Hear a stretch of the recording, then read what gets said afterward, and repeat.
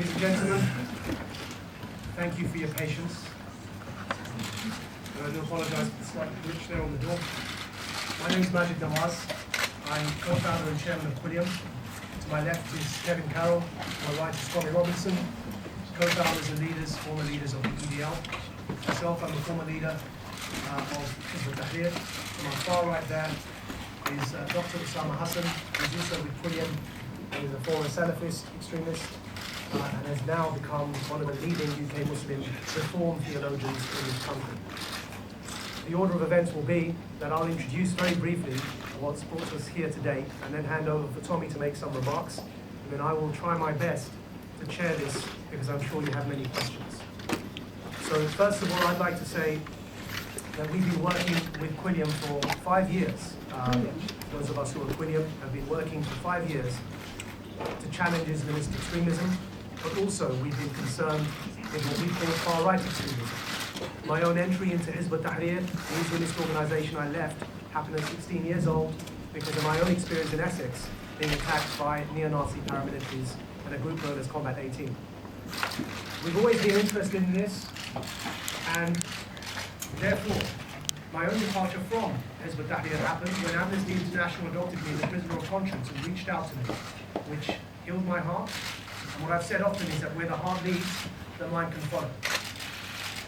When Tommy here came to me and said that he wants to reach out in a similar way, he wants a chance to move forward in a positive direction. He wants a chance to prove to the world that he isn't happy with the association that the EDL has come to be known to have with neo-Nazis. He isn't happy with that association, nor is Kevin here to my left, and that they want a chance to demonstrate they're not happy and move forward positively. I would be a very bad human being if I didn't extend to them both that chance that Amnesty extended to me, which has brought me here today as the man that I am. I believe everyone deserves a chance to demonstrate that they want to move forward in a positive way. The last thing I'll say before handing over to Tommy is, of course, going forward, there may be things that all four of us on this table agree with and disagree with. But I'll ask all of you here to consider one thing. If Tommy Robinson and Kevin Carroll came to you and said, help us leave the English Defence League, you could either say to them, stay as leaders of the English Defence League, and we want that group to continue existing, to continue its street protests in a provocative manner, and thereby you'd be supporting the very thing that you'd be claiming to be against. Or you could say, this is a wonderfully courageous and brave thing to do. Yes, I will help you lead the English Defence League, and the rest we can work out going forward, because the future needs to be better. It needs to be positive. It needs to be inclusive. It needs to be British for all of us together.